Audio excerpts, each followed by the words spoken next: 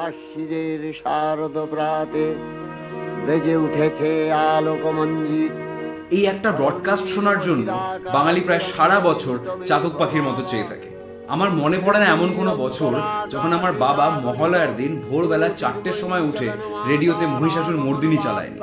And I'm sure it is the same for everyone. But such a huge legacy. Where did it all start? 1930s. India was marked with a huge sense of cultural awakening. Time when India witnessed a particular emphasis on preserving cultural and traditional art on the face of colonial influence. তাদের মধ্যে একটা খুবই important cultural event ছিল the broadcast of Mahishasur Mardini since 1931. এই সব কিছুর মাঝে উঠে এলো the magical voice of Birendra Krishna Bhadra, a gifted orator, a man with great cultural sensibilities, known for his captivating voice and his abilities to bring emotional depth to a script. This made him a perfect choice for narrating Mohishashur Mordini. কিন্তু এই ব্যাপারটা একদমই সহজ ছিল না। তখনকার দিনের ব্রাহ্মণ সমাজ এটাকে একেবারে মেনে নিতে পারেননি। অব্রাহ্মণ বীরেন্দ্র কৃষ্ণ ভদ্র কেনই বা চণ্ডীপাঠ করবেন?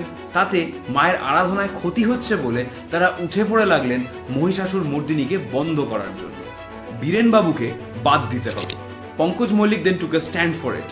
There is no Mohishashur Mordini without Birendra Krishna Bhadra.